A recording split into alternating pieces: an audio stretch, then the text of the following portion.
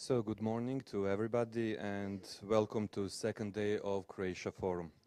My name is Ilija Jandrić and I will moderate today's panels, which are focused on energy policy of the EU, its energy security and the Southern Gas Corridor. We have distinguished speakers in both panels and of course it is meant to be discussion, so the floor will be open for your comments and questions as well. First, about the topic of panel number 1, energy policy of the EU. European Union has pointed out three principal objectives in energy policy. Those are sustainability, security of supply and competitiveness. Equally important is to secure internal energy market and a coherent approach to external energy partners. Günther Oettinger, EU Commissioner for Energy, in his speech in Washington in July, emphasized that energy is, if not the engine, at least the fuel for our economic growth. And for this we require competitive low energy prices. This is even more important in current economic situation. Climate change, trade and development, social and environmental issues, as well as political and security concerns are all now a full part of the energy security challenge, said Mr. Oettinger. After Russia-Ukraine crisis over gas transportation in 2009, European Union continued its diversification policy and speeded up the creation of internal market for electricity and gas. Important part of that market is interconnection. In February this year, European Commission adopted energy policy guidelines based on solidarity and consistency. It says that no member state should be isolated from European energy networks after 2015, even if that means financing the projects which market force alone would not facilitate. Renewable energy sources are a very important part of energy policy of the EU. Based on member state projections, renewable energy share in electricity will grow from nearly 20% in 2010 to 34% in 2020. Renewables share will also be doubled in heating and cooling, as well as in transport. But the prices of such energy costs more, and new infrastructure for its transmission will have to be constructed. Besides that, Energy Efficiency Directive adopted in 2012 aimed to accomplish 20% energy saving by 2020. So the European Union will obviously have to secure new resources of energy in its internal market as well as in other regions. But it is important to emphasize that each of 28 member states has its own energy policy and is able to make bilateral agreements. Sorry. So I would now like to ask our first panelists, Mr. Edgars Rinkevičs, Minister of Foreign Affairs of Latvia.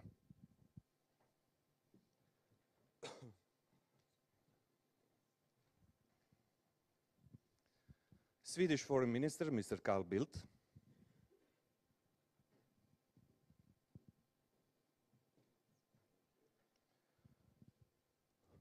Mr. Reinhold Lopatka, State Secretary in the Federal Ministry for European and International Affairs of Austria.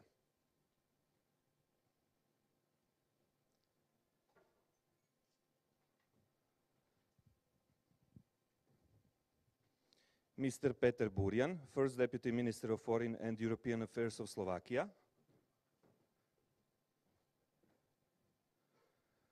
Mr. Rolandas Kriščiūnas, Vice Minister of Foreign Affairs of Lithuania. Mr. Bruno Massais, State Secretary of European Affairs in Ministry of Foreign Affairs of Portugal. And Mr. George Chamba, State Secretary of European Affairs in Ministry of Foreign Affairs of Romania.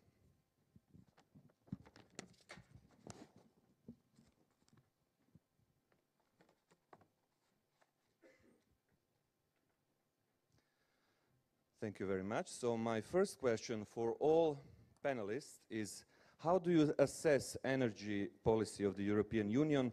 And if you can say what are priorities of your country in that policy.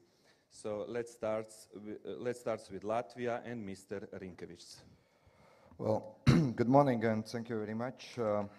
Since it's my first visit in Croatia as EU member, full-fledged EU member, I still want to congratulate, probably belatedly, with that great achievement. And actually, next year Latvia is going to celebrate 10th anniversary of Latvia becoming EU member. And if we look at EU energy policy throughout our almost 10 years of membership, I think that we have seen really very positive evolution.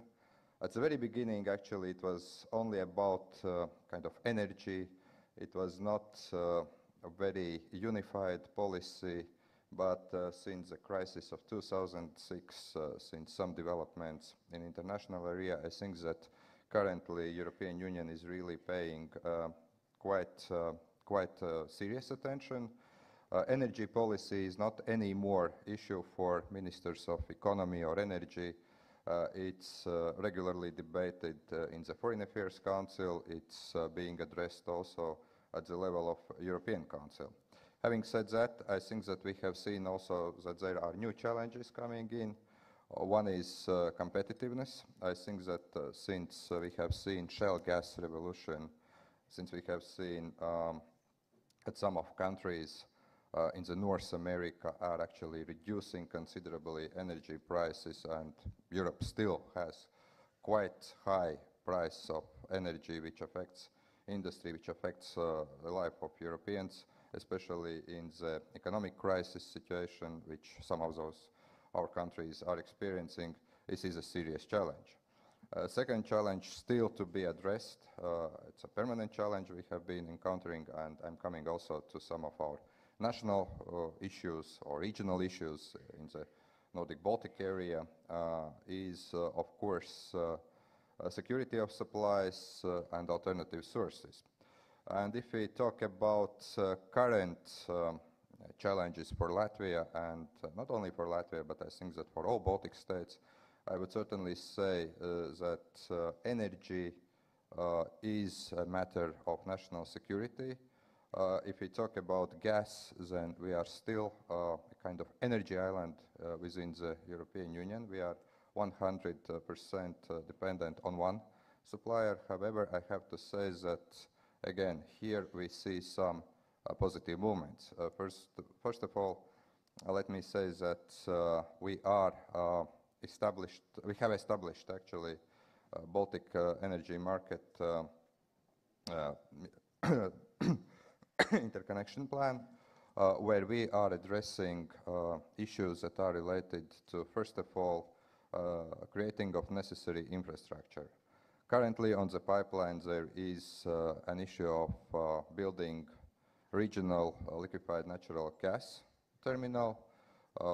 Still has to be decided where, be it Finland or Estonia, but I think that through building this LNG, through providing alternative ways of getting gas supplies from different parts of the world, it's a first step of ensuring that there are alternatives. Second is there is also a discussion about Polish-Lithuanian gas interconnector. I think that's another route how the Baltic region would be getting more independency on gas issues.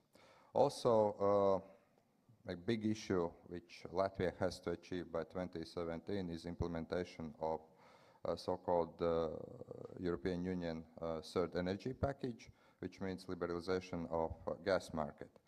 I have to say that back in 1990s, when we regained independence, there have been some contracts signed with Gazprom, Russian gas company, that has created conditions, very favorable privatization conditions for having control over our gas supplies as well as gas storage facilities. This is going to expire in about 4 years' time, and actually those 4 years are currently needed to introduce necessary legislation. Second issue is electricity, and here I think that we are already progressing quite well. We have established some interconnections, Swed-Lit electricity interconnection, Estonian-Finnish interconnection, and I think that now also opening up our internal markets. Latvia is fully liberalizing electricity market by June next year. We are also creating favorable conditions to actually ensure that energy supplies, energy market as such, especially electricity energy market, will fully comply with those principles as set up in European energy policy. Of course, there are some challenges ahead. It's not always easy to agree, not only at the national level, but as you may imagine also at the regional level. We still are debating some issues. I think that's natural because to some extent it's not only about security but also about competitiveness. We still are discussing about our joint project in Lithuania, which is Visagina nuclear power plant. There are some unresolved issues. There have been referendums, or referendum actually, where Lithuanian citizens have said that they really wouldn't prefer nuclear power station, but we are awaiting, of course, also a decision by the Lithuanian government. However, having said that, I think that there is a profound understanding in all three countries, and actually in the region at large, that energy issues have to be addressed as one of a very critical challenge when it comes to deeper and wider integration of the Baltic region into European Union.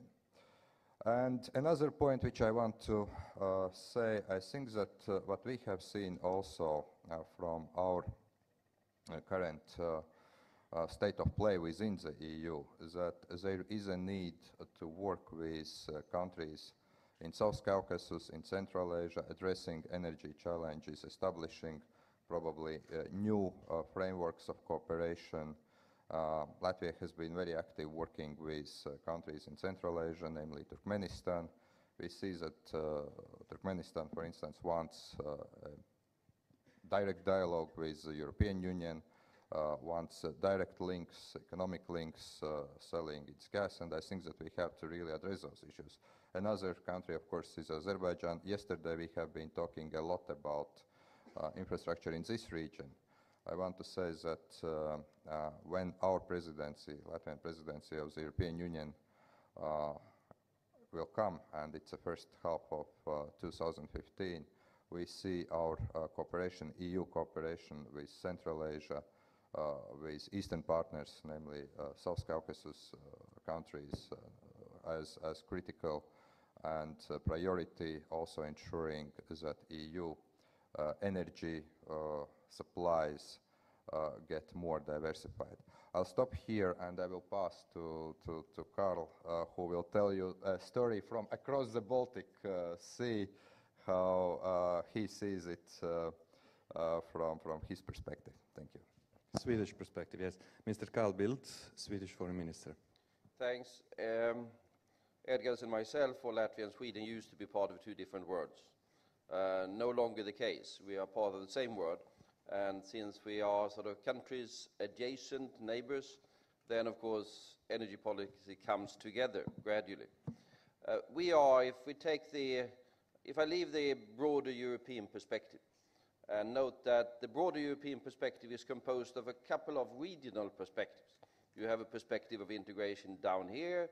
We have a somewhat different perspective of cooperation up there. And then it's all integrated within the overall European framework and the principles and the policies established on the European level. But a lot of the concrete work is work that will have to be done within the different, somewhat specific regions of Europe. And the region that we sort of represent is roughly the 8th largest economy of the world. If you take the Nordic Baltic countries, you can add or you can subtract Poland, it makes some difference, although not that much. So it's a fairly big chunk of economic development. It is composed, of course, of somewhat different components. The Nordic countries and the 3 Baltic states. Three Baltic states were obviously part of something you might remember that was called the Soviet Union, and were accordingly completely integrated into the power and infrastructure system that was established by the Soviet Union for purposes that sometimes might have been energy efficiency and sometimes, as a matter of fact, might have been something else. The starting point then for integration was somewhat different. And the Nordic countries also somewhat different. Sweden has a history of hydro and has a history of nuclear. And if you look at, and has a history of electricity, by the way, we are one of the most electrified countries and economies. This sort of is not because we are inspired by Lenin, who said this about Soviet power and electricity, but we did it on our own. We are one of the most electrified economies, and hydro and then nuclear. We still have roughly 40% nuclear, roughly 40% hydro, and the rest is sort of renewables of different sorts. We have no fossil element whatsoever in the power generation system. The fossil use that is there in Sweden is purely for transportation purposes. Denmark's somewhat different. As you would understand, the potential for hydropower in Denmark is marginal at best, and accordingly that is the part of the Nordic world where the fossil element is fairly significant in power generation. An element of gas, they have their own resources in the North Sea, and coal, which has been fairly prominent. But then lately, of course, renewables. Denmark is one of the world leaders when it comes to wind power. Norway is unique in a number of different ways. One is the potential for hydropower. They have an enormous potential for hydropower, and they have a lot of hydropower. Then, of course, it has to be said that Norway is also an oil and a gas nation. Not only the North Sea, it's the North Atlantic, it's increasingly the Barents Sea, cooperation with Russia, exploitation of very significant resources. And even if we speak quite a lot about Russia as a supplier of gas to the European Union, I mean, month by month you can discuss whether Norway or Russia is the biggest supplier of gas to the European Union. I think the latest I saw, Norway was slightly bigger than Russia, and we don't talk that much about it because it's not associated with any political problems whatsoever, and gas resources are very large, particularly when you move somewhat further up to the north. Finland has had gas, still has gas in its energy production that's coming from Russia, was used to be the Soviet Union when the pipelines were built, but is also increasingly coming into the nuclear age. They are building one, they have taken decision on building another one in addition to the nuclear power stations that they have. But what we've done in the Nordic countries, which is more significant than what I'm talking about now, is that we took a decision early on to completely integrate our power markets. So there is no longer a Swedish or Norwegian or a Finnish or Danish power market, there's a Nordic integrated. And whether we have a surplus or deficit in the power system of the individual countries, that's dependent upon the day, or the hour, or the second, depending on how the load is different in the different parts of the respective countries. And we have a situation where, for example, northern Norway is supplied almost, well, to a very large extent by Sweden, so that it's completely integrated. It doesn't follow any longer the old national borders, and it's also a completely liberalized market with a large number of different providers of power competing on that particular market. So that's been essentially a success story, and has become somewhat of a model for what is the ambition to do in Europe as a whole. Because what we see when we do that is, of course, that we have very significant gains in efficiency. Going back before we did this, the projections that we had of what we needed in order to build capacity were far greater. Now we're building less capacity because of the efficiency generated by the competition and by the open nature of the market. Add to that, of course, that energy efficiency as such has become a goal in our policies with all of the results achieved by that. Then comes the European ambitions that we have, of course, with integrating the three Baltic states. And there are, as Edgar's indicated, a couple of problems associated with that. One is the fact that they have not been integrated in themselves. amazingly enough, in spite of sort of the joint common history that they came out of, and very different energy systems.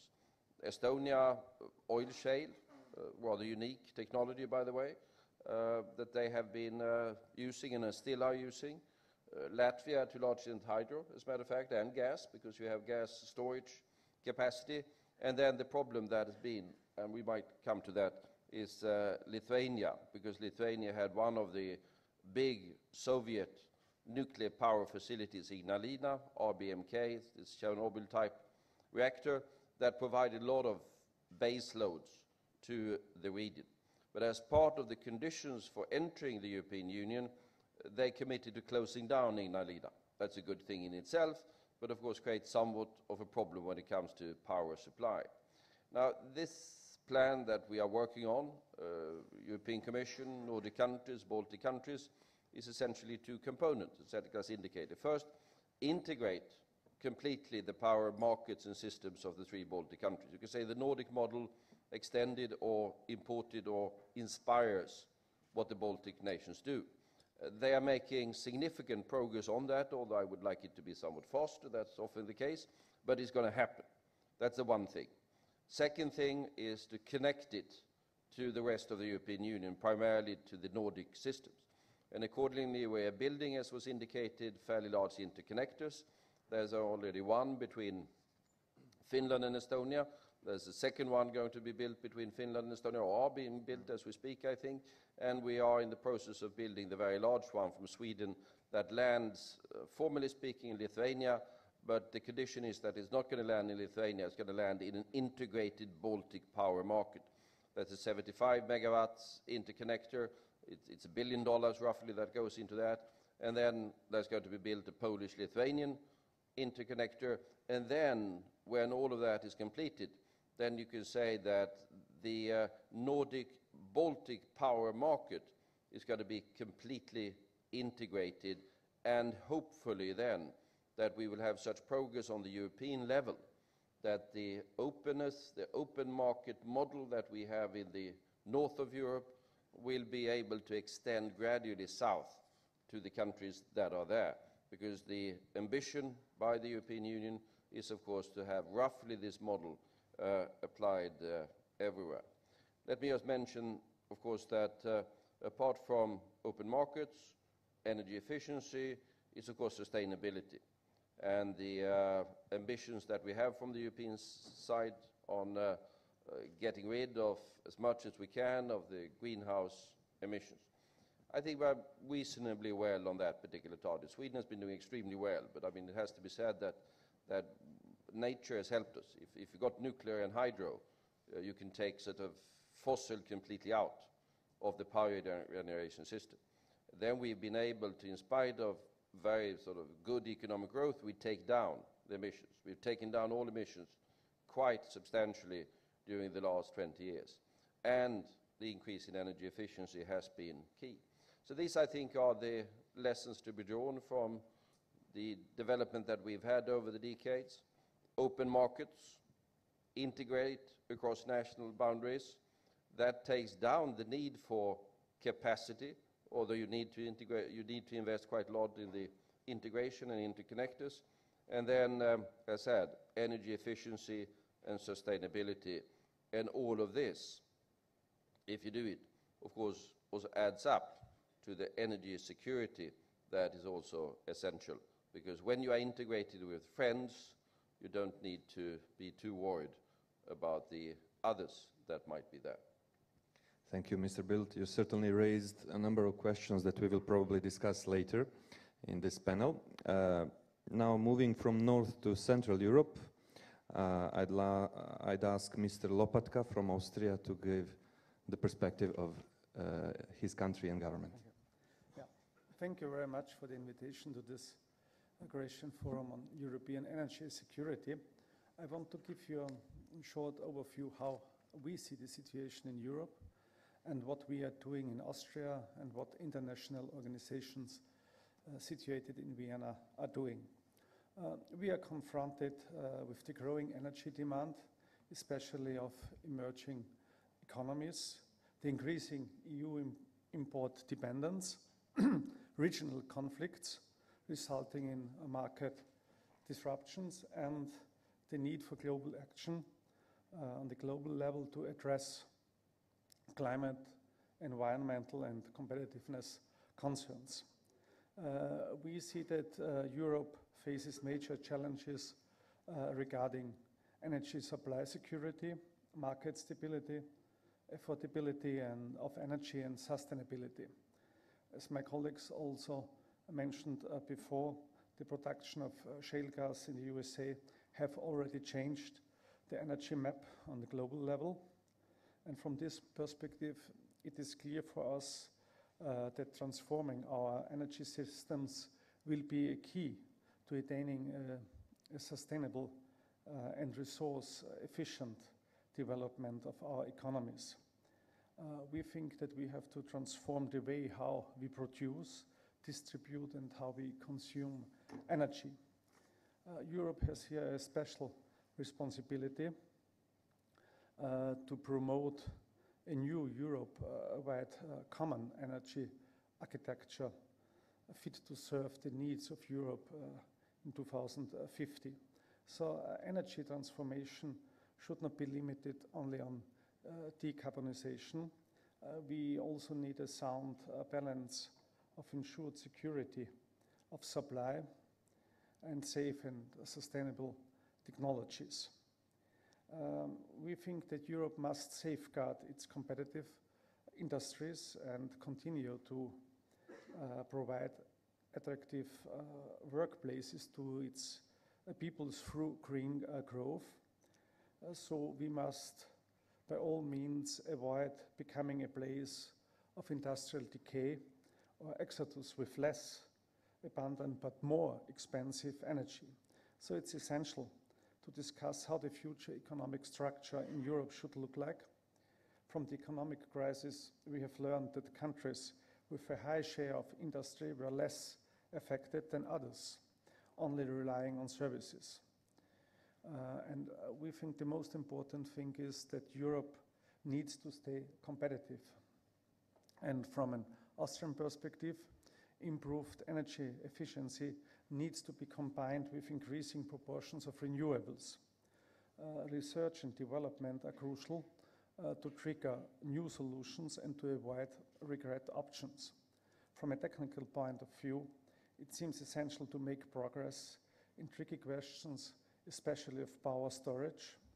New and smart grid development here is necessary to allow progress on the renewables front. And it's crucial to create a well-integrated and functioning internal energy market in order to better achieve security of supply and competitive energy prices.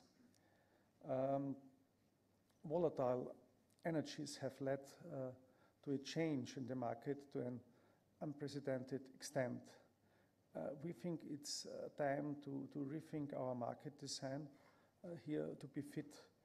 And at the same time,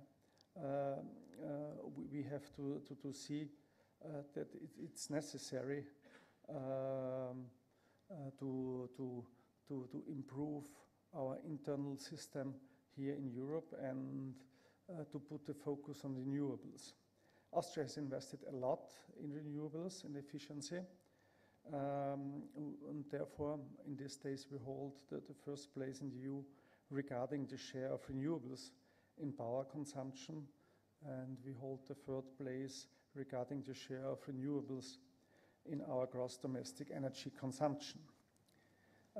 And regarding to a crucial point, to energy intensity, which means that is the amount of energy needed for the production of a GDP unit, we have the fourth lowest level in the EU.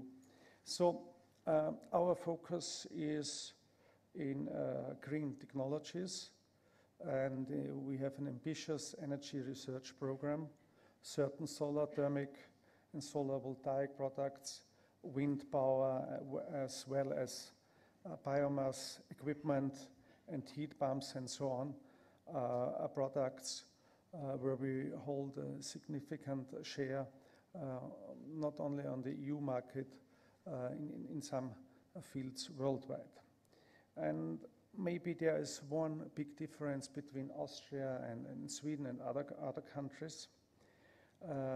Of course, we respect the sovereign right of every country to choose its appropriate energy mix, but Austria calls for a phasing out of nuclear power. You know it, our point of view is very clear that nuclear power is not safe, it's not sustainable, and we say it's also not climate friendly. Maybe that's a big difference to many other countries in Europe. But we think this should be also taken into account when discussing the energy policy after 2020.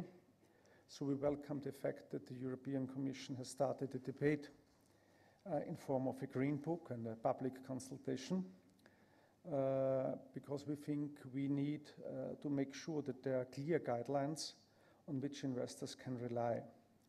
Of course, energy is a key to ensure vital human needs and development, and energy is a special good because to have energy is the basis for health services, education, clean water, food security for billions of people. So we have also to look at the global level, to see at the Millennium Development Goals, and as well as climate change asks here for an international collective action. So we have also to see the global need to address energy poverty and climate change in the same way. Austria, therefore, fully supports the initiative of the UN Secretary General on sustainable energy for all. This initiative calls for access to modern energy services, including electricity and clean cooking facilities by all by 2030. At the same time, it puts the focus on enhancing energy efficiency across all regions. Here, Vienna is hosting the office of the Global Support Team, which has been established to implement the initiative on sustainable energy. And this new entity strengthens the energy hub in Vienna that is made by so far 8 international organizations dealing with energy-relating matters, among them of course, you know it, Atomic Energy Organization, OPEC, UNIDO, and so on. And these organizations have created a forum for dialogue, the Vienna Energy Club, for a periodic informal exchange of views on energy.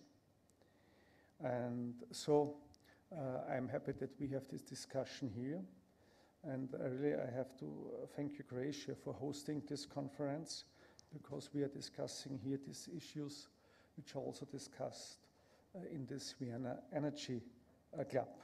And I think we have to continue with this discussion, and not only to discuss this issue, the most important thing on the EU level is then to act jointly. Thank you. Thank you, Mr. Lopatka. Well, you mentioned that Austria is strongly against nuclear plants. If I remember, you have certain disagreements with your neighbor Slovakia.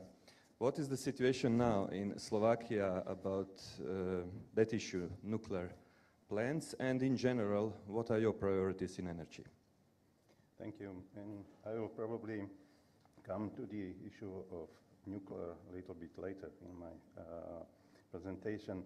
I want to really focus on a couple of points which we consider as important when shaping the EU energy policy. And as you know, Slovakia is a really highly industrialized, export-oriented country with limited energy resources, as many other EU countries, depending almost fully on import of gas and oil. Actually, 98% of natural gas and 99% of crude oil is being imported from Russia. And until 2009, I have to say, we are quite happy, or rather complacent, with this kind of dependency on energy resources coming from one destination. I have to say the supplies were quite stable and prices too, and it enabled us to secure the energy resources needed for our rather dynamic economic development.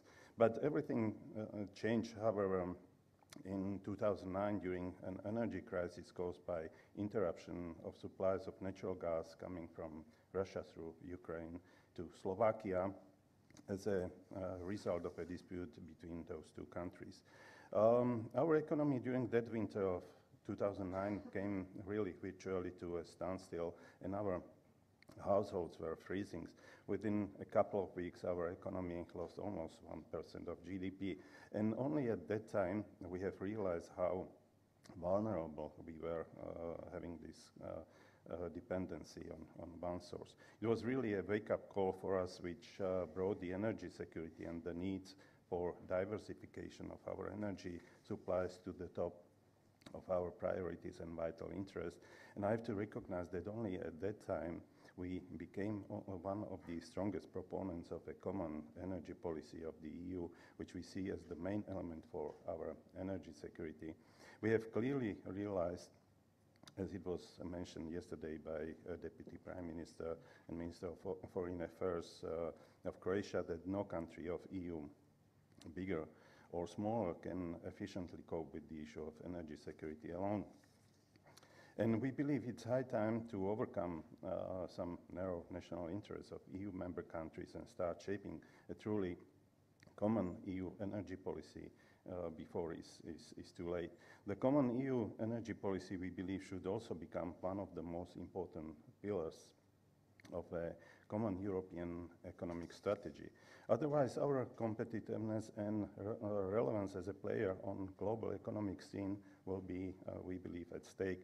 And we have clearly seen it during the recent debt crisis, that if one EU member faces difficulties, it makes a huge impact on the rest of the European Union, and we believe this is true also for energy security of individual EU member states.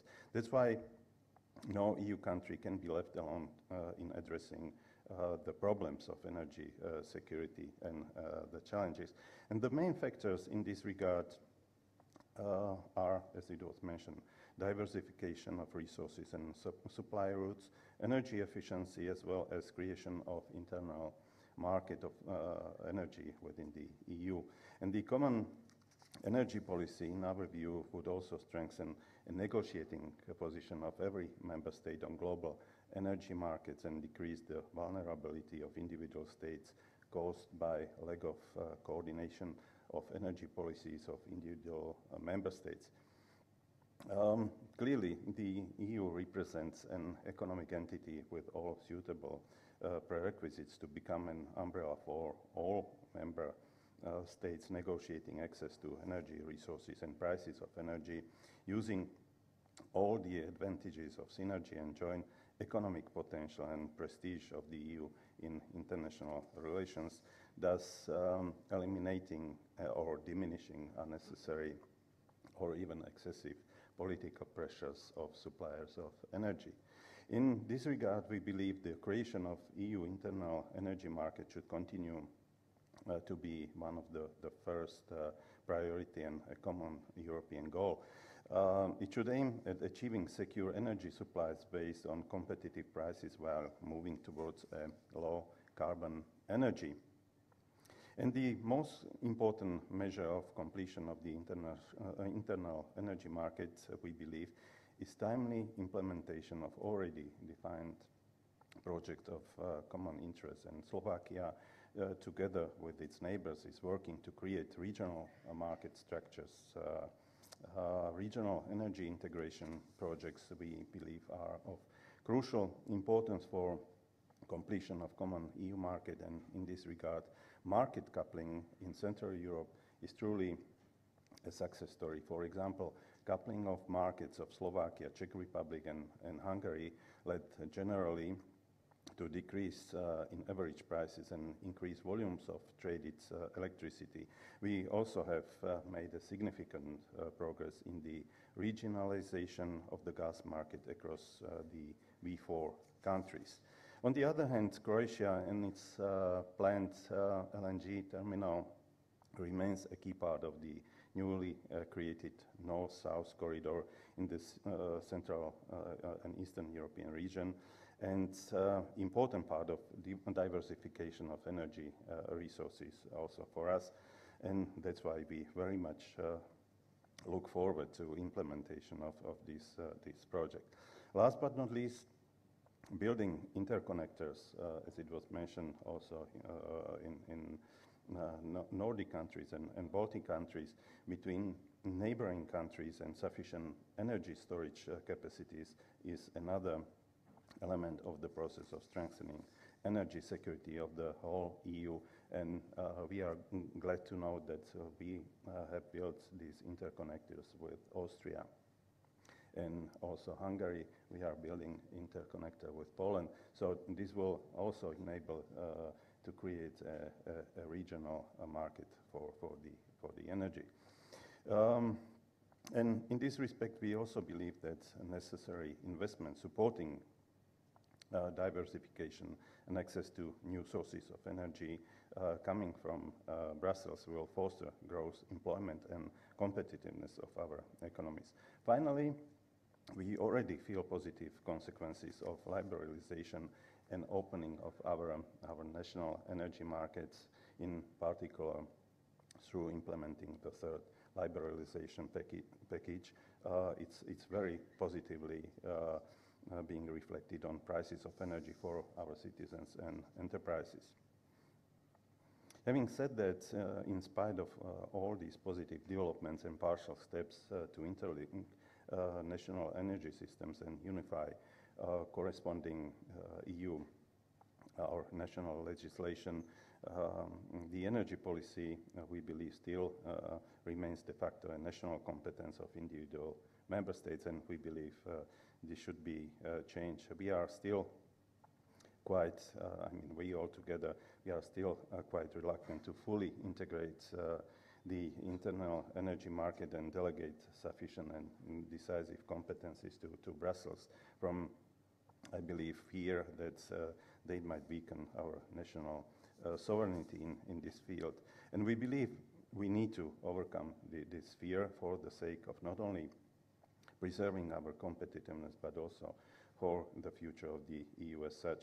Final point, we should not politicize, and I'm coming to nuclear, any element of energy mix or discriminate against it because of political reasons. That is why we believe we should overcome an emotionally driven discussion on nuclear energy and devote really all the efforts and resources to research for making nuclear energy safer and probably also less expensive and more affordable, since we believe really that the use of nuclear energy is an important element of meeting our needs of sustainable and affordable energy with our goals for a cleaner energy. For Slovakia, with its 53 share of nuclear energy in our energy mix, really it is a source of energy we would also rely in the future. In conclusion, I would like to reiterate that really we believe that the common EU energy policy and comprehensive approach to energy security as defined in the EU 2020 strategy is a very important step forward, and we just believe it needs to be fully implemented as soon as possible. Thank you. Thank you very much.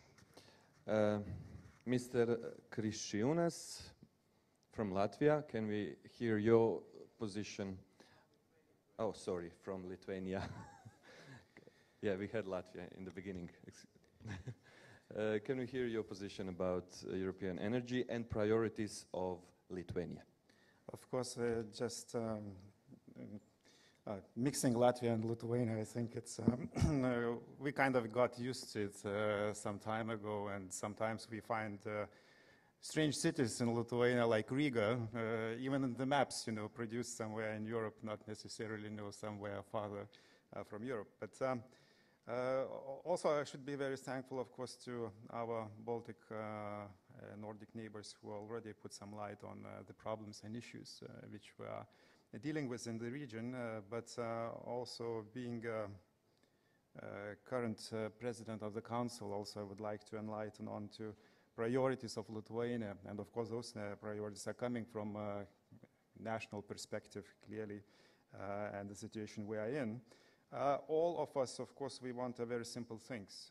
We want sustainable energy in Europe more than anywhere, you know, stressing the word sustainable at affordable prices. So seemingly very simple things, you know, but not so simple when you look, you know, how to guarantee this for our consumers and for our economies. And that's, I fully agree with Commissioner Oettinger that if energy is not an engine, as you mentioned before, you know, it's clearly a fuel of growth, you know, and jobs and everything what we are looking for, and everyone is looking for actually to have it. If you look at EU, of course, it was mentioned, I guess, yesterday that clearly we are quite far from being self-reliant energy-wise, you know. So clearly there are two dimensions in our policies. Yes, 60% of all energy we are importing into EU, and in some countries, of course, these figures are much higher. And we heard some figures from Slovakia, in Lithuania, those would be quite similar ones. So there are two dimensions, internal, EU dimension, which I would like to explore a little bit, and of course external, our relationship with external players outside EU borders.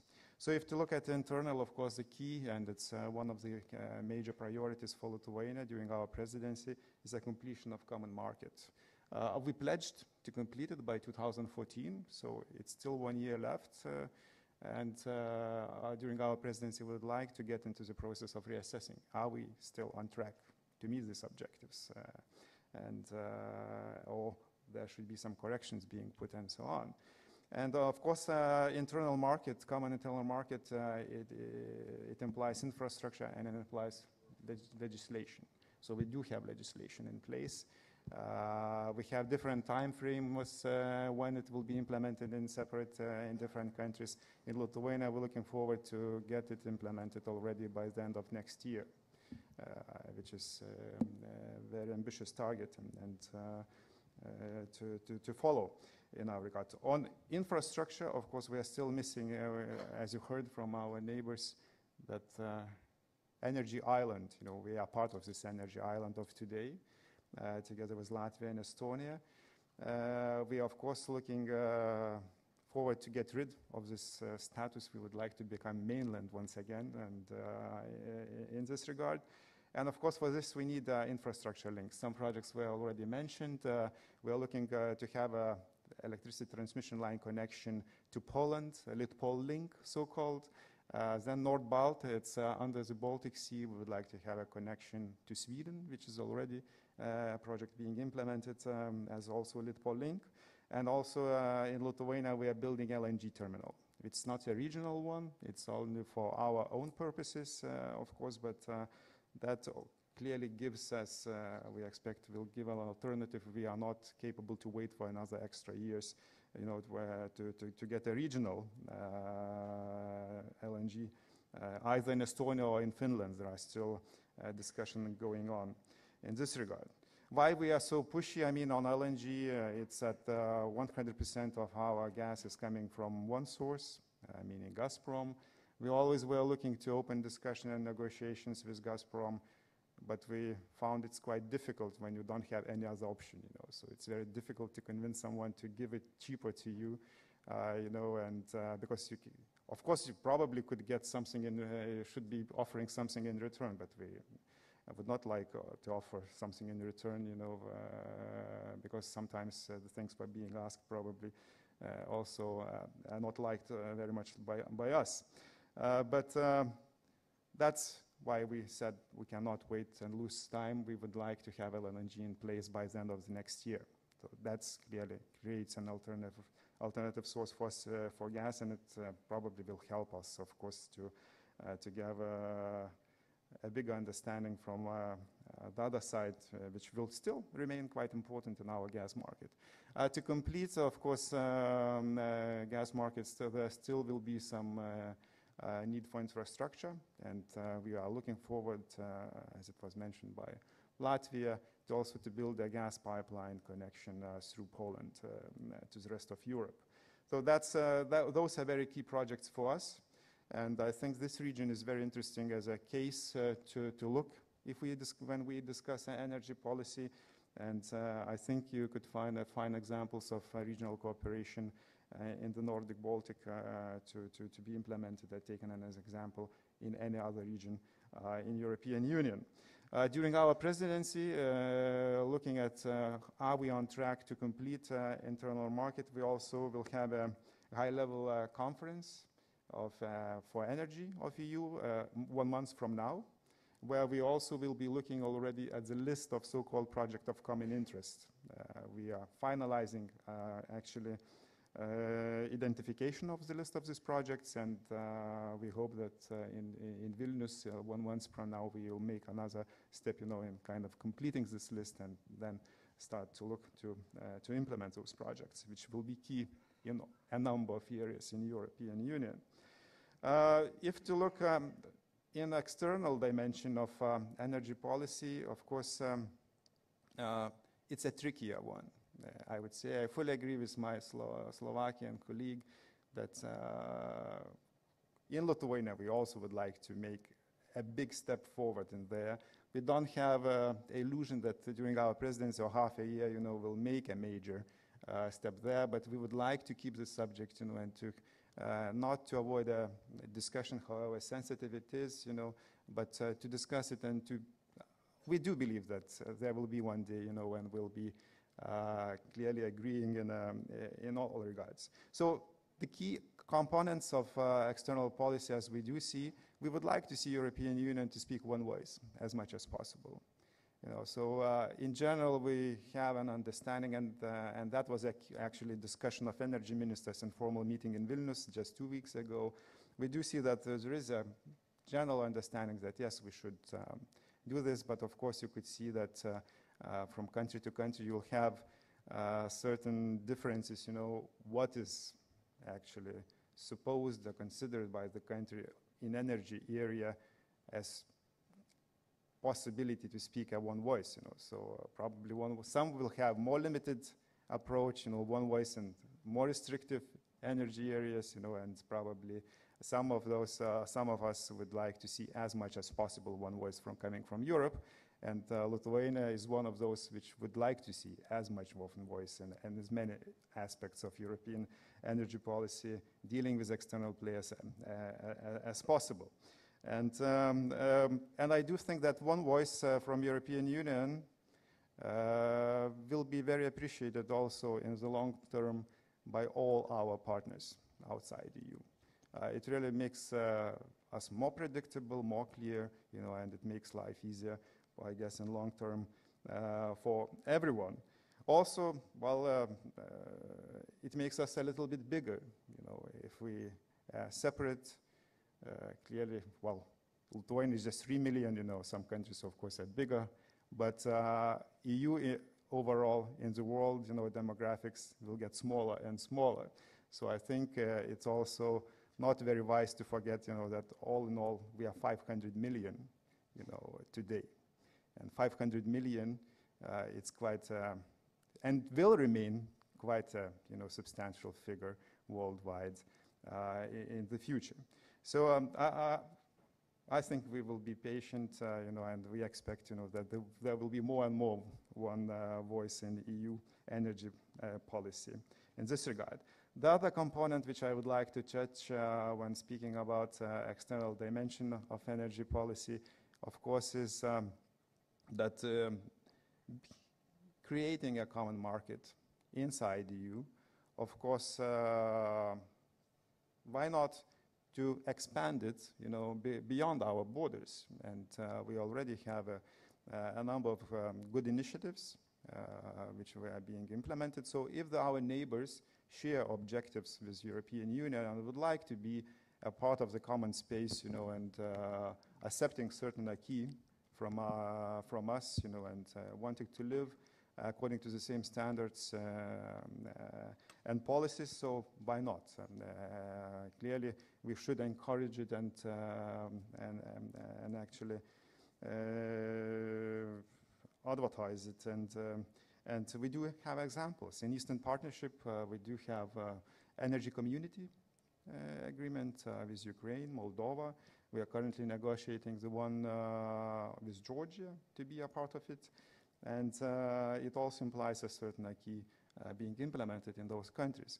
Also, one of the high points of our presidency, it's very natural that when we discuss neighborhood policy, we look more to the east because it's closer to our borders. So I do see that the same initiatives could be also implemented in southern neighborhood, and but we leave it for member states during their presidencies who are closer to the region and understand the region better than us. Our, of course, attention is being put to our eastern partners, and of course in Vilnius summit, head of state summit later, at the end of November, we do expect that we will be capable to promote even deeper relationships with our partners, including energy sector, meaning that we could sign an association agreement with Ukraine, and of course we could initial association agreements with Georgia and Moldova, and we do expect, of course, that that will be the case. There's still a distance to go. There are certain conditions, of course. There is no guarantees at this moment, but we do expect that we will make a big step forward in this regard, and we are very much willing to do this. The third and the last issue I would like to touch when speaking about external dimension of EU energy policy, it's of course that we, as I said, we are not self-reliant on energy in EU, but also we are very keen on environment and very keen on a number of things. And of course it puts us in a little bit different position, or could put us potentially in a different position in long term. So to produce electricity, it becomes more and more costly inside EU, so, and the question would be, is it good, that in a way, if we are not demanding the same standards from our neighbors, where we import electricity in environment or safety issues, for example, and it's because of that it's cheaper to produce there. Basically, we are pushing the production of electricity or generation power from EU outside EU, and we potentially we could grow even more dependent, in the future. So that's, I think, also a so-called level playing field. That's an issue for us not to disregard also, and we should look at. Of course, it could hit us, a years from now, but the trends, if we are not looking at today, and in our eyes, businesses are raising the question of this, the ones who are generating electricity, they would like it to bring to our attention, and we should not, to keep our closed eyes on the subject. We should look in it and discuss it. And the other level playing field and safety issues, of course, for Lithuania, we very much put a stress on the nuclear safety issues. We used to have a nuclear power station, as it was mentioned. Yes, we were asked to close it, because it was a Chernobyl-type reactor and was not considered by the rest of EU, being very safe. Yes, EU paid a substantial cost of closure this, and we are thankful. Yes, there are still some sore hearts, on minds in Lithuania, because there is a feeling that we closed it too early. We still could have run it for 15 years and so on. So, because technically it was viable and possible. So we don't have anything against nuclear in general. We used to be a nuclear country ourselves. But what we are quite cautious, we would like to see European Union more in accord when we are looking what's happening on the other side of the borders of EU. And we would like to see EU, of course, as a demanding partner, that the highest standards of nuclear safety being followed by the countries outside EU, the ones which are building nuclear power stations. And therefore, it's, for example, one of the initiatives what we do have during our presidency. We are 1 month from now also we'll have an international ASEM seminar where the Asian countries, our Asian partners and European countries, we will meet and discuss as a very important subject in our eyes, international instruments for nuclear safety. And we also would like to keep the subject at the agenda of EU energy policy, because if nuclear is not safe, it's not a part of energy mix at all. And let me finish by the last thought I have to share. Yesterday we also discussed very important things, and it was mentioned that there are different perspectives to energy security. You know, the energy security from the ones who are buying energy, of course, it's a security of energy supply at affordable prices. For the ones who are selling, energy security is perceived as, you know, security of demand. But well, I would think very obvious. I think the security of demand and supply goes hand in hand. There could not be, you know, one without the other. And I do hope that we all share this. Thank you very much. Thank you, Mr. Kriščiūnas. Now we've heard Northern and Central European experience. Now we go far west of the European Union to Portugal, Mr. Bruno Massais. And it will be interesting to hear a little bit more about renewable energy, because Portugal is one of the leaders in producing and using it. Thank you. Thank you very much. Thank you to Minister Pusic for organizing this very important and very interesting event. Thank you also to the Deputy Minister, Josko. I'm very glad to be here and to represent the Portuguese and to some extent the Iberian perspective. I'll explain later why they end up being quite similar or perhaps even the same. And I think it is important to hear from Portugal and Spain on this issue for a number of reasons, perhaps 3 different reasons. First, because Portugal and Spain are sometimes in discussions on energy in Europe introduced as the second main energy island together with the Baltic states, and we'll discuss why that is the case later. So it is a very important case as we move forward towards a more integrated energy market in Europe. Second, because of renewables. Portugal and Spain, and Portugal in particular even more, have invested heavily in renewables. We're almost at the level of the 2020 goals. And in fact, if we keep investing in this area, or at least completing and fulfilling some of the projects that are already underway, we'll probably could exceed those goals, which is a very unusual situation in Europe if you look at how far behind some of the countries are in reaching these 2020 goals. The problem, of course, is that this investment is not always having the necessary return. And it's not having the necessary return, as I'll explain later, in great part because exporting energy to France and beyond is so difficult. Connections are still insufficient, and they have to be worked on. Finally, the third reason why, and this connects to my last point, the third reason why Portugal and Spain are an important part of this discussion is that we look at this question from a slightly different perspective.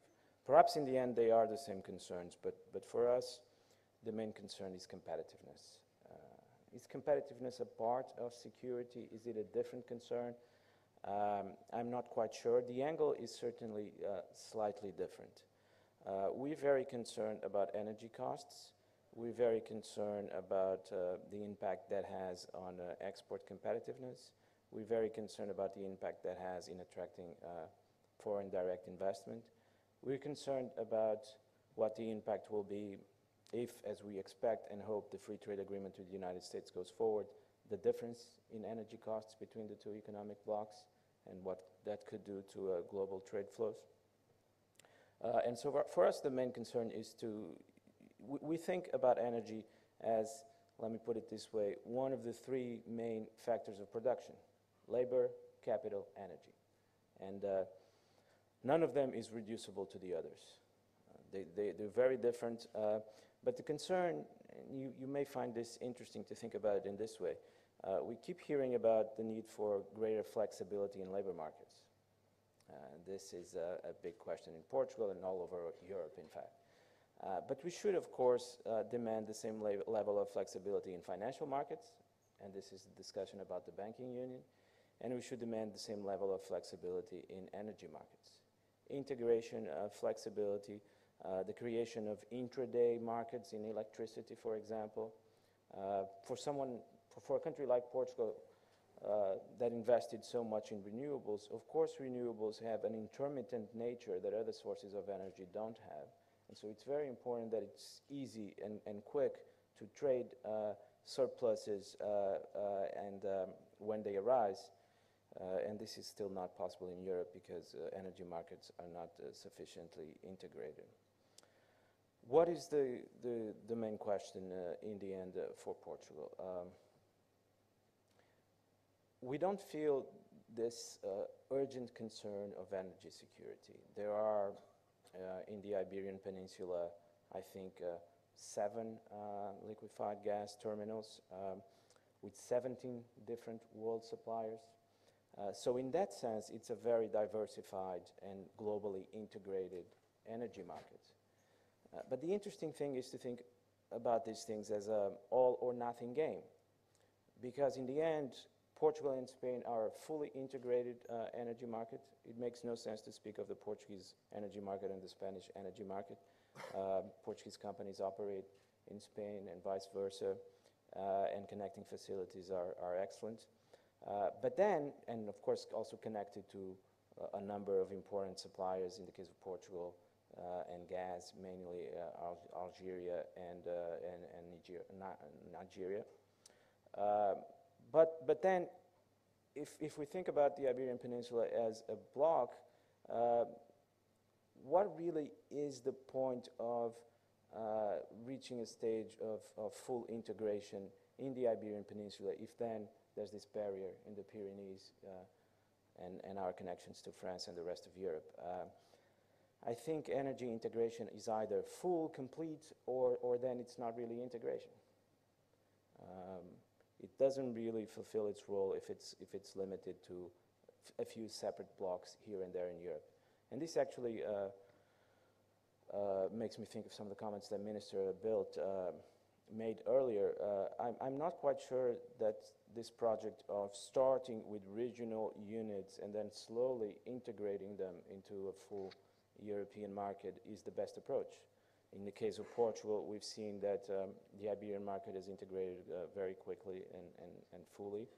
But then now the next stage to develop the necessary connections and particularly pipelines that are reversible, work in both directions to France and the rest of Europe has been facing enormous challenges. The Larau pipeline could and should be expanded, and it hasn't. The third connection through Catalonia is more or less blocked for political, environmental concerns, so we're very interested in what's going to happen next month and this discussion on the projects of common interest in Lithuania. So I just want to point out that it's absolutely crucial to think about energy market integration in a fully European way, and that we run the danger of fragmenting the European market into a number of blocks: the northern bloc, the southern corridor, perhaps the Iberian Peninsula. And is it going to be easier later on when we try to join these different blocks, or is it actually going to be more difficult than if we think about it from the beginning as a fully European project? So in this respect, I am a bit concerned.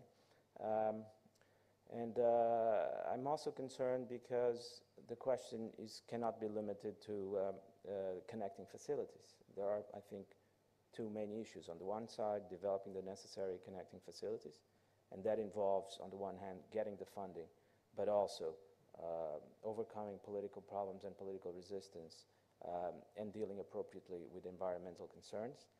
So it's a very difficult and complex issue. But besides the issue of developing the necessary connecting facilities, there's also the issue of harmonizing regulation and network codes. And we shouldn't forget about that. It's not enough to have the physical infrastructure. We also need the legal and regulatory infrastructure, and we're still very much behind on that as well. I think the recent crisis called our attention to, and the ongoing crisis, one could say, called our attention to the fact that economic integration in Europe still has a long way to go. And this is particularly clear in financial markets and in energy markets. So those who thought that economic integration had more or less reached its final stage with the common market and the common currency were proven wrong clearly in the last few years. And the challenge now is particularly in these two areas, financial markets and energy markets, to really take integration to a next stage. And there's still a lot to be done here. And of course, competitiveness relies very much on developing integration in these two areas, capital markets, credit markets, and on the other side, energy markets. In Portugal, we have this extraordinary capacity in renewables. We are ready, in fact, to expand it. We would expand it, but we need to be sure that there is then the possibility to export this surplus energy.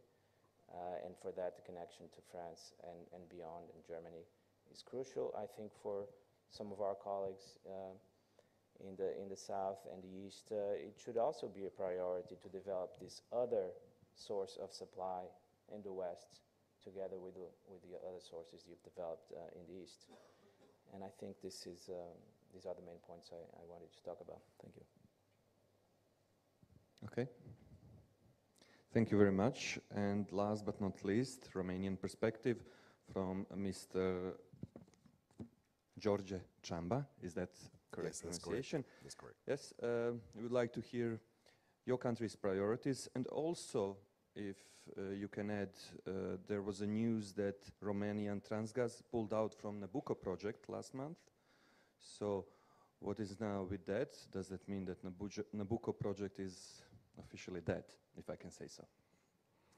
I think we should ask first the European Union what it thinks about the Nabucco project.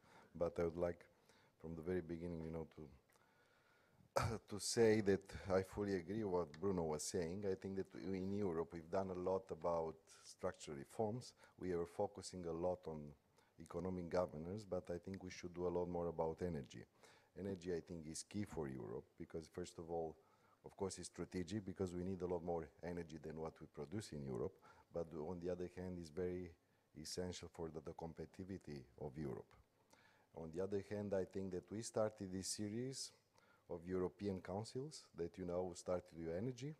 I think actually energy is the core issue in all the others that are coming, because we are going to go from there to industrial policy. We are going to rediscuss the competitivity issue at an European Council too. I think we should achieve more about energy because, first of all, this is about really achieving and strengthening the single market. I don't think that we can have a single market where you have so many prices of energy in each country. I don't think this is a good sign that the single market is functioning. I think that we should as well see what are the lessons learned. We spoke about renewables, but we should try to see that each country now has under review its renewable policy, because of course some of these things that were sustainable in the good old times are not anymore today when we still feel the effects of the crisis. And all of us, we have to be subject to the macroeconomic conditionality. We need to have balanced budget, and there are some things that frankly we cannot afford these days. On the other side, if we look on the investment and the foreign direct investment, I think one of the major things that the investors are asking, and which is the major indicator for the business confidence in a country, is the price of energy. And I think that everybody is trying to get more investments. We are trying to get more investments either from intra-EU or from outside of the EU. And there is an unfair competition if you look out of the EU with some countries that can offer a lot better condition in terms of lack of investment in the environment, low price of energy. So I think that we should try to address it, and this could be addressed only at the European level, because we should create a toolbox in order to be the same for each country that would try to compensate for a company that is investing in our countries for any kind of special, so to say, conditions they have to fulfill, and we should try to have a more business-oriented approach, trying to to give them some sort of incentives in order to be here and not to go there. On the second thing, you know, Romania, we have to look to Romania's geography. I think it's very clear for us, energy, it's a very strategic issue too. And it's, I think that we are trying to do a couple of things. Of course, because we spoke about Nabucco, we should congratulate the countries that are part of the top. I think for us was quite a major disappointment. I don't want to hide it, the fact that Nabucco at the end of the day didn't fly, because we still believe in Nabucco that is a lot more strategic and is a lot more about diversification than the other one. But of course, this was the chosen one. I think that one of the lessons learned from the Nabucco experience for Romania was that we have to be more focused on what we called in the last European Council summit indigenous resources, be it conventional or non-conventional. I think we are trying to change the energy mix, or to diversify the energy mix by looking very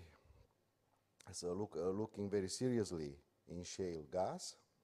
I think Romania should have reserves of shale gas. The rule of the thumb is that if you had in the past conventional resources, you should have double in size unconventional ones. And as you know, Romania has a history of natural gas and oil.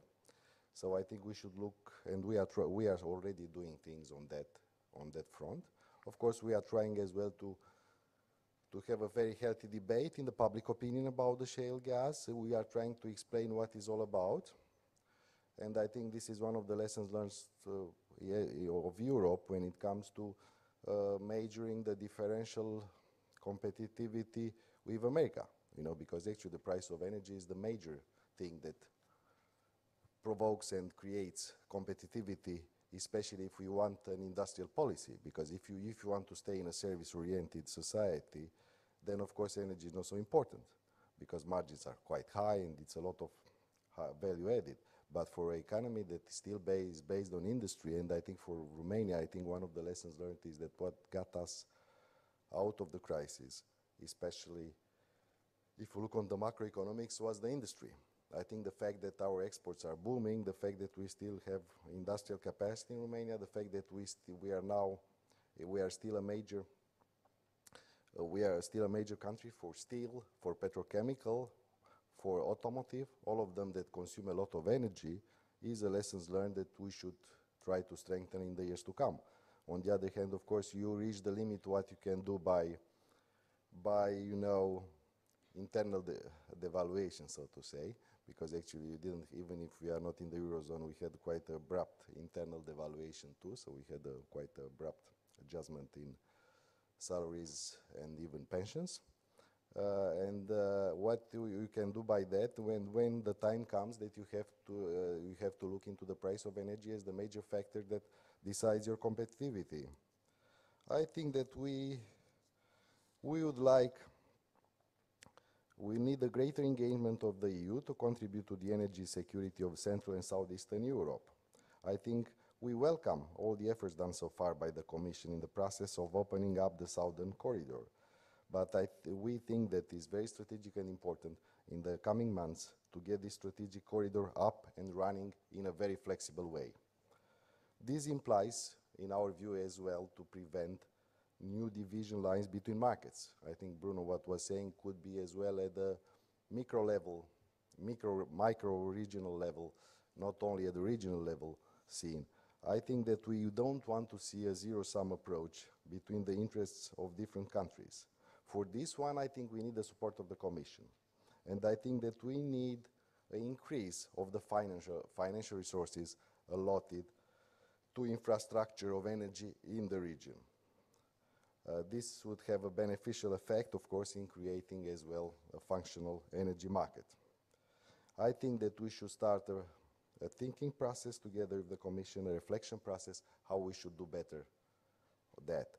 If it's not going to be the case of Nabucco, how we should use that kind of money in a way to return to the countries that are involved some part of the value added that was supposed to come from the Nabucco project. We took notice of the Commission's proposed initiative to create a gas market optionality plan in Southeast Europe. We are assessing it. As a first reaction, I think we feel the need that it encompasses a lot more countries and should be more cross-border in the region than I think it is right now. I think we should not restrict it to a couple of routes and paths for pipelines. We are very interested and we welcome the increased dialogue between the Commission and the Russian Federation on mutual energy issues, because I think we need to have an increased flow of information in relation to the state of the Russian gas transit network. You know, we have the famous infringement case that, you know, in a way it's out of our hands because it's a matter of bilateral legal negotiation with the Russian Federation. I think that we are going to promote as the national level in order to achieve the aim of a functioning internal energy market, increased and functional interconnection with our neighbors in the gas and electricity fields, and as I already mentioned, a diverse energy mix, which should include, I think, soon to be shale gas. As well, now we are happy to see that there are some offshore discoveries that quite significant that we can put in the energy mix, and of course we are thinking about, you know, even expanding the share of nuclear energy in our energy production at the national level. I think that we are looking forward to see more regional energy projects. We support, and we still think that it's feasible to have the Agri-LNG project on the Black Sea shore, which seeks to bring additional Caspian resources to the European market. Another one that we would like to see more as well in this diversification, that, you know, would bring as well as an end result will bring better pricing not only in Europe but as well in the main strategic partners of Europe. We'd like to see it coming, that Romania, Turkey under the Black Sea cable. We are finally finalizing some of the main priorities that we advocated for so many years in our relations with the neighbors, which means, you know, the work on the interconnectors. I just want to mention one, but we are working as well on the one with Bulgaria. It's the one with Republic of Moldova. Is the Iași-Ungheni interconnector. I think this is a very important project, not only for us, it's a very important project for the EU and for the Commission. I think it's very clear that this would give a lot more choice and diversification to Republic of Moldova. We are trying to finalize this strategic project according to the schedule. I think we will try to do it before the end of the year. We are working at the same time to achieve reverse flow on the already functional Romania-Hungary gas interconnector as soon as possible. And as I said, we have completed the Romanian segment of the Giurgiu-Russe gas interconnector between Romania and Bulgaria, and we look forward to its inauguration later this year. I think that we are, as I already mentioned, we are in full swing to explore domestic energy potential. I think that we have quite promising exploration results of the Black Sea shelf in gas and oil. As I said already, we have quite positive estimates regarding the shale gas potential in the eastern region of Romania. It's not easy to very clearly have the size of these resources, but we are looking forward to the potential they hold to increase the diversity of the energy market, both within Romania and within the wider region and the European Union. We should not forget what it meant for the price of LNG, the increased American production of shale gas. I think one of the reasons now LNG became such a good choice for many countries is because there is no demand from America. So wherever you have at the national level a greater output and you have a greater capacity put to work for a country, clearly there are going to be effects in the overall European market when it comes to the price of energy. We are trying to explore all these new options. as I said, encouraging a wide debate about environment and how we should better use them and how should we overcome any kind of confusions or misunderstandings about what it's all about. I think, frankly, that from a country that has the geography of Romania, there are not many choices when it comes to take it or leave it when you have a resource that is on your own national territory and you cannot use it because of different other environmental concerns. I think we should have other concerns that should come first. I think that, just to conclude, I think that we need more Europe in the energy policy.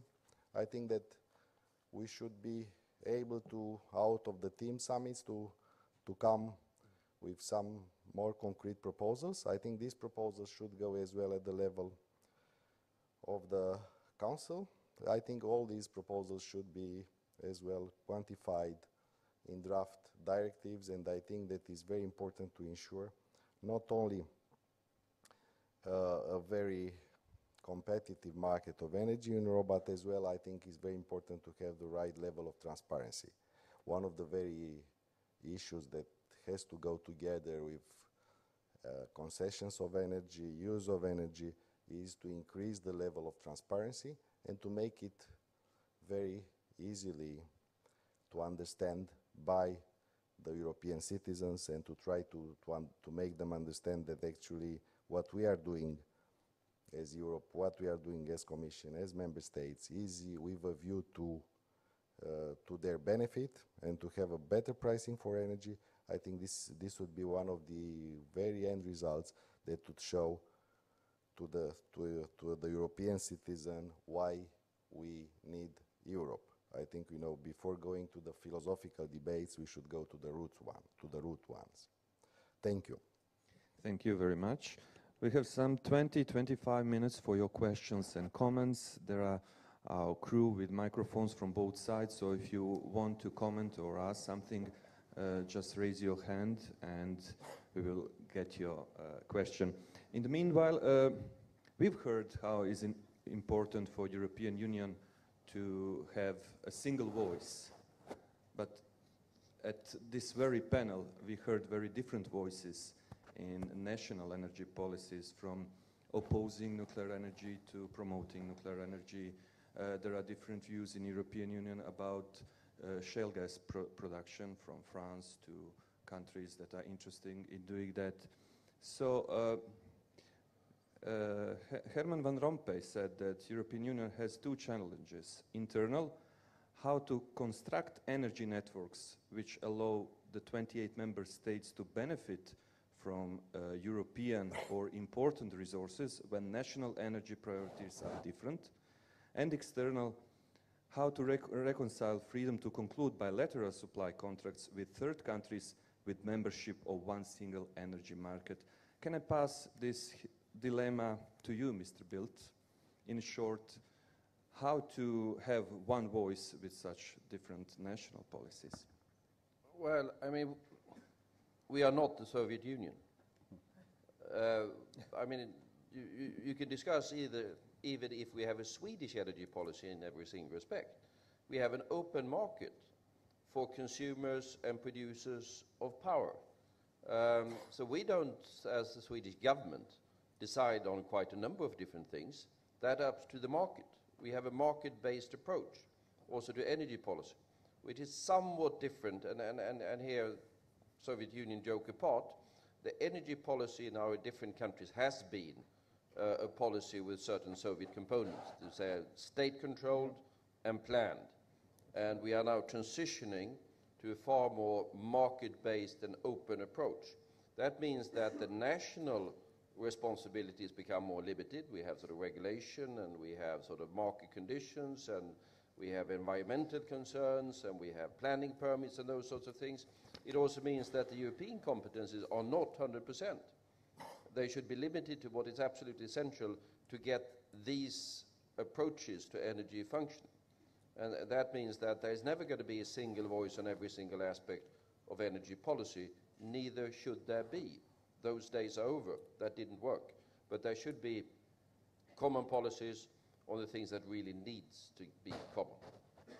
Okay, thank you. Minister Pusic. Thank you very much. This was actually fascinating just to listen to you. But if I may raise two things that seem very interesting to me from what has been said. One is the sort of dilemma raised by Bruno Maciej and Carl Bildt of the importance of regional integration. How do you start integrating Europe? Because, I mean, it's one thing to say you need to be integrated and have integrated energy policies, but how do you go about it? I must say that what we started to think about and are doing here is trying to go regionally and then extend this region, extend the definition of region, and hopefully eventually go much further. And that's why the dilemma George Chiamba has risen is also very important. Do these things have to be a zero sum? Because if you have the regional approach, then zero sum becomes extremely dangerous, because this destroys the possibility to integrate the region.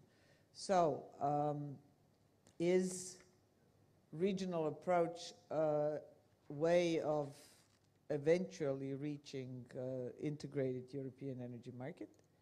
And on the other hand, how can you avoid the zero sum? I guess this is Portugal, Sweden, and then Romania questions. Okay. So who will be first? Maciej? Thank you. I think our Russian colleague, I don't know if he was during his presentation yesterday or at dinner, he said something that made me laugh at the time, a Russian saying that to promise is not to marry, to promise is not to get married. And I think at the European level, we do have a certain tendency to study a problem, set up a working group, come up with different alternatives, but then at the level of implementation, there are considerable challenges. And again, this is true of the banking union issue, and it's true of energy connectivity. So my concern is that although at the theoretical level, when these ideas are discussed and when strategies are discussed, everyone seems to agree that we should fund and try to overcome political resistance to greater energy connectivity. Our experience, and of course we've made this clear through the appropriate channels, our experience is that it is very difficult then to make progress. Again, I want to wait for what happens next month, but it is extremely difficult. In many cases because of entirely legitimate and justified environmental concerns, but as you all know, especially politicians here, sometimes environmental concerns hide business interest group concerns and business concerns, and the picture gets muddled, sometimes very confusing, difficult to go forward. And of course, as you all know, when it comes to energy, national sovereignty is still sometimes an obstacle. Sometimes energy security actually appears in these discussions as more of an obstacle than a valid strategic goal. There's sometimes resistance to opening up your national markets because many players and many governments think that you have to promote your national champions. So what I really wanted to do was to introduce a note of skepticism and try to force us to be a lot more ambitious about this than we have been. And I'm concerned that as if you integrate in different regional blocks, then the need for further integration will in fact tend to disappear, because prices will come down, because the main concern in these discussions, which is security, will be alleviated. And so if you have a big energy block here in the Balkans, for example, extending perhaps to the Czech Republic, to Austria, the concern about energy security will be much alleviated. And then what's the motivation to go forward and integrate forward? So I don't have an answer to this, but it's just a concern of mine and of our government that I wanted to put forward. So now Mr. Chamba and Mr. Bildt. So, I think that maybe one of the way to move forward and try to get out of this dilemma, further integration at the regional level, you could bring as well a sort of incompatibility with the others, I think, is to give a little bit more power. Of course, it's not very popular these days to say that, to give more powers to the Commission. And I think that the Commission should be more engaged in a way in trying not to over-regulate things, but trying to regulate strategic things. I think as the President of the Commission, Barroso, was saying, they should review all the legislation in place with a view of, scrapping whatever was not needed and was going too much in details and have nothing to do with strategic goals. But I think that if you look into the energy from a single market perspective, I think this is a mission for the Commission. And I think that the Commission should look into this issue more thoroughly in order not to create these kind of things, because actually it's not only about blocks, it's as well about, regions even, you still don't have a functional single market of energy, because, the fact that I have an excess of energy and I cannot transport it through my neighbors, through another beneficiary that is on the other side of Europe, that really shows that the single market is not functioning. It's not about here strategic, it's not about new pipelines, it's about nothing. It's about the way the current market and the current regulations in place function, and where should we invest more, how we should have the smart grid better, how we should connect Europe to try to overcome any kind of these kind of differences, technological, some of them, but some of them are not only. It's about national policies that, are not very happy to see somebody else exporting in his own market, so they increase transport tariffs, which is something very difficult to understand in a single market. Thank you. Mr. Bildt?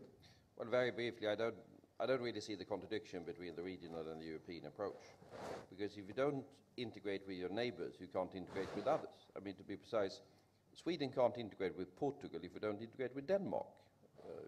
It's fairly obvious. So it's by sort of taking away the islands is what we are aiming. I mean, we have the Baltic islands, so to say. We take that one away by integrating that with the Nordic. Then you can say that the Nordic-Baltic becomes an island, and then we integrate that with sort of the German market, with all of the difficulties associated with the German market. And I mean, the thing that has not been mentioned during this panel, amazingly enough, is what the Germans are doing with their energy policy at the moment. I have a big question mark there, but leave that aside. So, I mean, there's no contradiction. You need to integrate with your neighbors in order to be able to integrate with the rest of Europe. Thank you. Is there more questions? Yes, please. Wait for the mic. Here you are.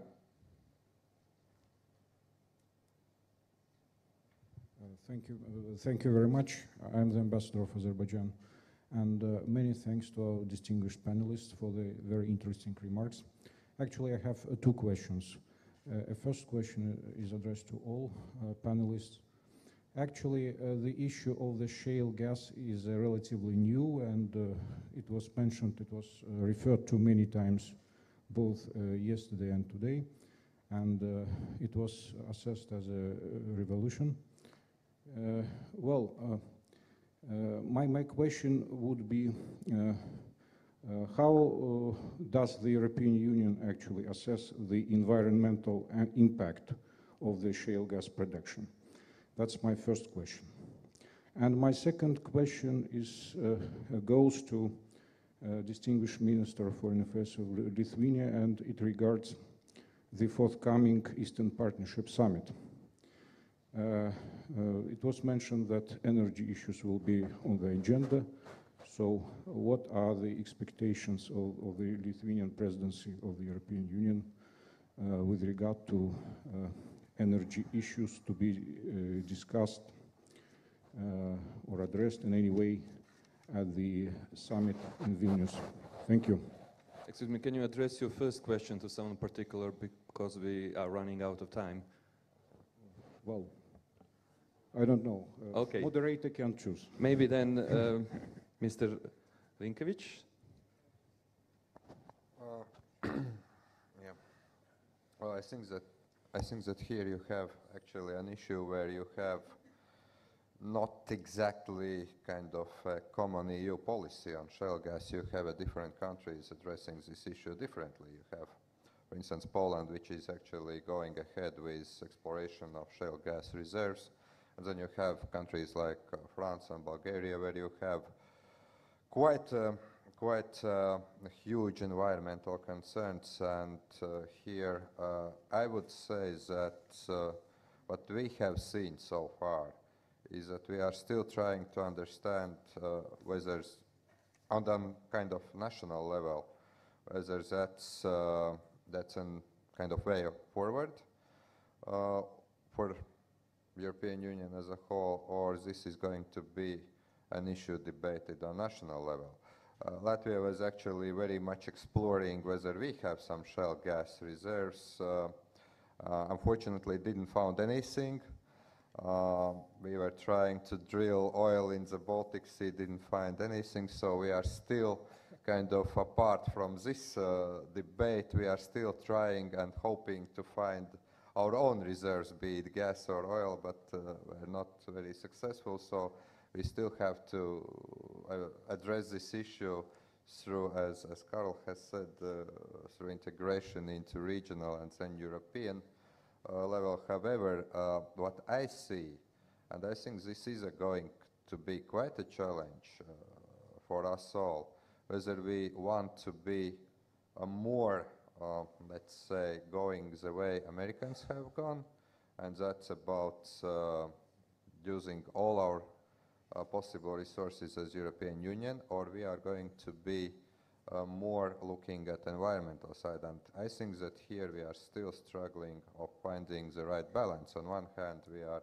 very much complaining about other countries being, and I said it in my introductory remarks, being more competitive vis-a-vis Europe. At the same time, well, we are also very much kind of working at this issue that we don't want to, some countries don't want to develop nuclear or to continue to develop nuclear energy. Some countries do not want to look at shale gas or shale oil opportunities, and some other are. And here, as Karl said, yes, we are not Soviet Union. However, I have to say that even in Soviet Union, which was not visible, you have had very different kind of struggles and approaches. So we will have to try to find some consensus in many countries on national level before we are building actually, I think, some kind of EU consensus. And the second question was for Mr. Kristiunas. Yes, it's quite a specific question. So what I wanted to stress, and of course head of state meeting in November with our Eastern partnerships, there will be not a specific energy question as such, so it will be much broader perspective of our partnership with Eastern neighbors or Eastern partnership countries. But energy, of course, clearly is a part of, as I said, we are looking forward, if it's possible, there are still some conditions to be met, of signing association agreement with Ukraine, which has also a part of so-called DCFTA, deep and comprehensive free trade agreement included inside, and of course a number of key to be transferred and into Ukrainian laws.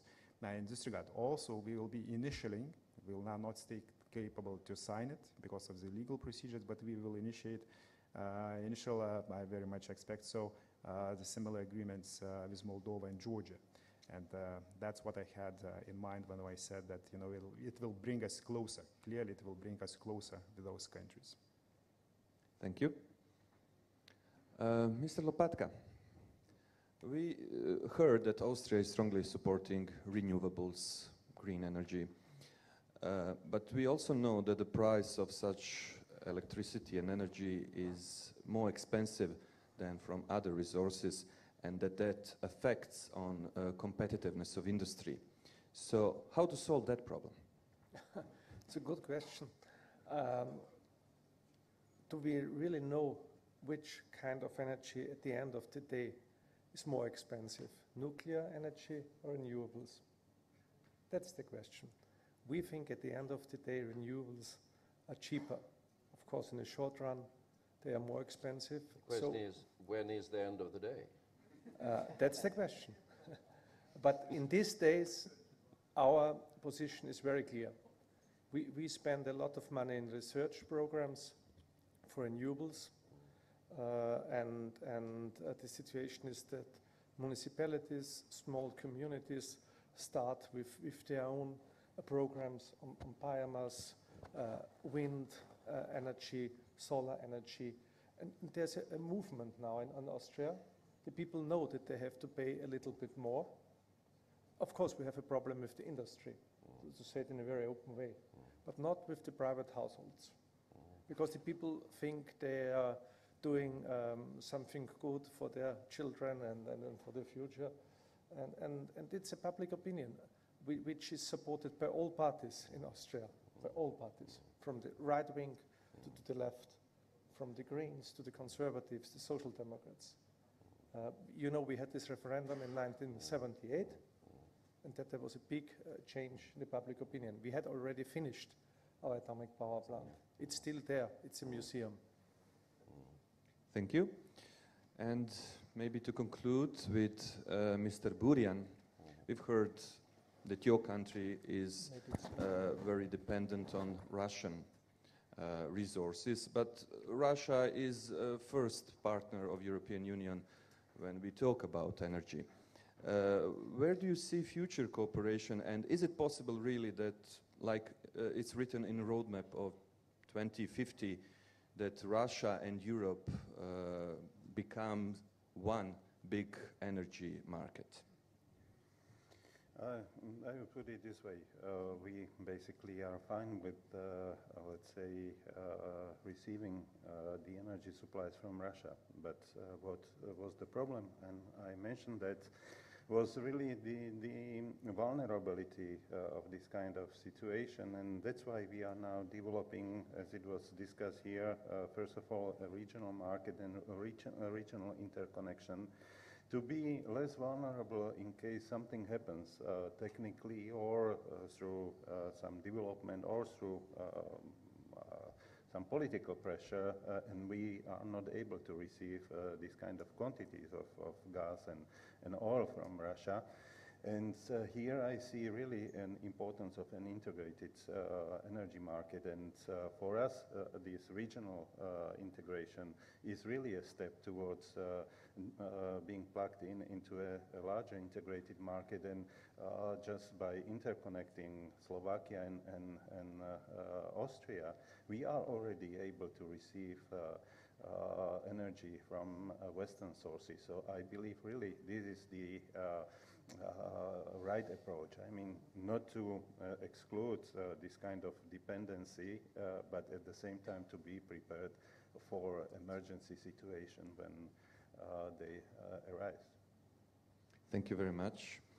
This is about everything that we have time for this panel, but we'll have another one in 11:30, and we will discuss more European energy security and the Southern Gas Corridor. I think it will be very interesting. The panelists will be mostly from Southeastern Europe and Eastern Europe.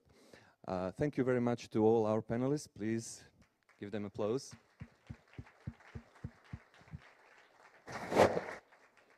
So we continue at 11:30.